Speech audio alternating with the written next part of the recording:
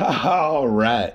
So before I go into any of this video, for those of you that follow the channel, you'll see the Bentley has finally made it onto the lift.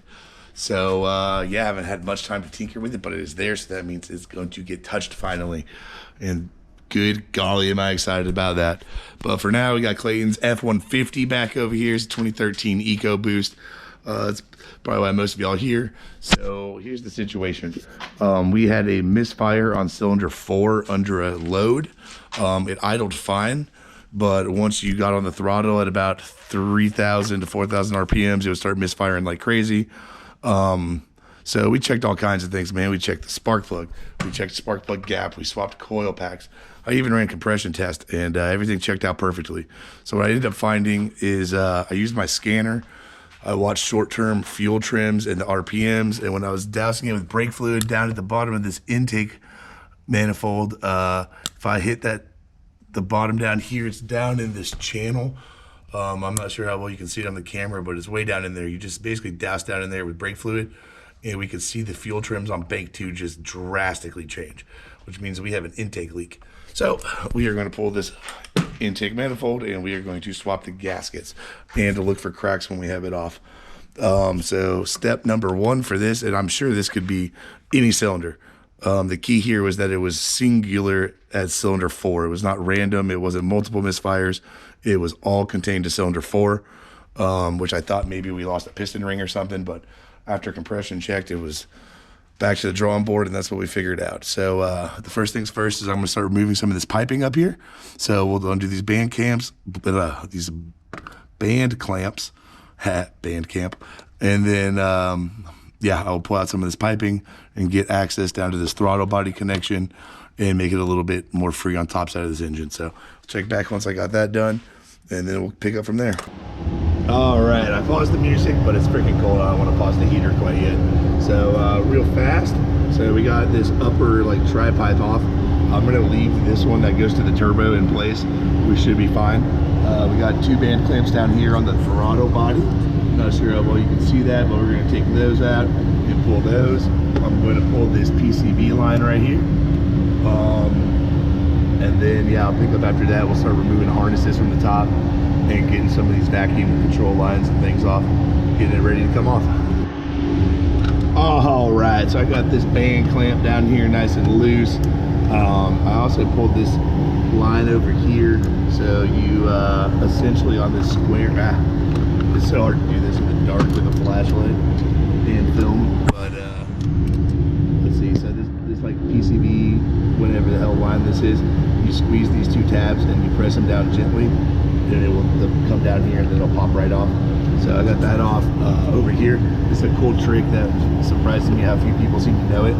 But if you got one of these like 90-degree dip tools, so these are like literally made to go into hoses.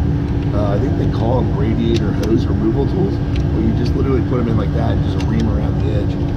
So like this rubber boot's stuck, which hasn't been off maybe ever. So we're just gonna run it right around this edge like this to free it up where it's loose. And now she'll pop right off of there. So I'm just gonna probably take 2 hands. Nope. All right, so that's off. Got the throttle body unplugged. So now I'm gonna work on these little vacuum lines over here. I haven't come up with a plan yet, so I will report back once I have a plan and it's out of the way. Well, Clayton made it back. We got some new gaskets. But all right, so I was messing with this here vacuum thingy-bobber. It's got a part number on there, so we're gonna Google it in a second. There is 3 lines that tee into this. So obviously 1 and then 2, and you notice there's not a 3rd back there anymore. I have it tossed to the side carefully, but there's not a nipple either. That's because I broke it. So I will figure out how this thing comes off, and the actual intake is 1 unit. When we get it off, and then I will report that back and probably try and splice it into this point. But these things happen when you're working on old stuff, so you press on. So next I'm going to take out that 8mm to move that bracket to the side. I'm going to get that bracket that holds the cover on top and unplug this little bit of stuff left in the back, and then I think we are good to unbolt this puppy. All right, here we are. Everything's back together pretty much, other than this vacuum valve I put together. I forgot to put this in the video earlier, so it's probably going to be a weird edit. But so this doodatter here sits like this. Oh, sorry. It helped if I get the camera in the right spot. Hey, Clayton, since you're still out here, can you hold this light for me? All right, so this sits on there like this. I think it may have just been grimed on, and you may be able to just pull it straight up once you have this push pin removed. But I ended up putting a small flat blade screwdriver in there and twisting it on both ends, and then it popped right off.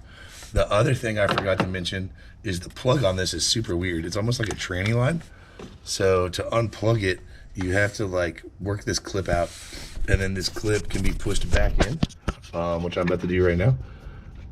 So what you do is you put this clip back into the plug here, and then it just pushes in, and it's like a quick connect.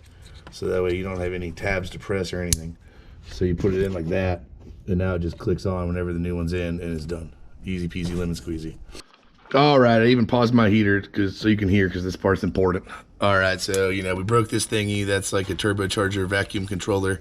I will get that off whenever we come off, but there's 3 10mm bolts that hold the bracket for the like cover on top of the engine in the back.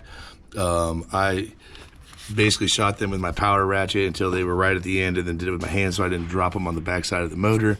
This is an 8mm that holds this bracket here, and then I just folded it and tucked it over here to the side.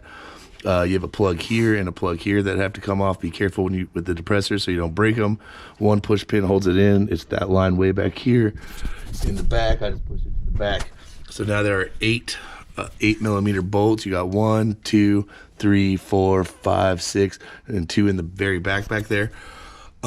So typically on an intake, the torque pattern is middle out, Silicon Valley style. So because of that, whenever I loosen them, I like to do the opposite. So we're going to start on the backs and then move to the fronts and then do the centers. And then this puppy is ready to lift out of here very, very carefully. I'll probably have Clayton hold these lines over to the side while I do it. So an assistant would help, but I'm going to go ahead and unbolt them, and then we're going to get it out of here and take a look at those gaskets. All right, here we go.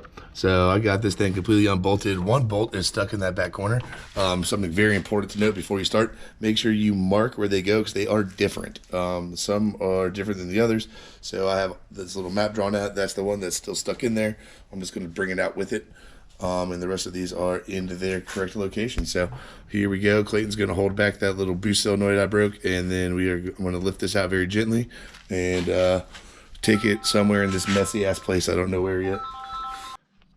All right, lift it out of there, easy peasy. I did miss one push pin right here that goes to the throttle body, like underside, right underneath it. So you want to pop that out, but otherwise you can just carefully lift it out.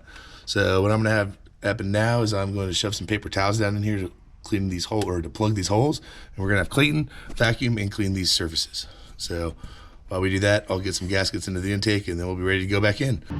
All right, heater's back on, so it's probably loud, but we are cleaned up, wiped down, ready to put the intake back on. The seals obviously just pull right out. I didn't do the throttle body because it wasn't leaking, so I just did these intake seals and called it a day. So I'm gonna just take out these paper towels, we can't forget those, and then we're gonna gently lower this thing back down in here and get her torqued down. Here we are on the home stretch. So we got her placed back in there on the clean surface with the new gaskets, and hand finger tightened all of the bolts down. So the torquing sequence is 1, 2, 3, 4, for something like that. I'll put it up on the screen. I will put the torque sequence up on the screen in a picture right now.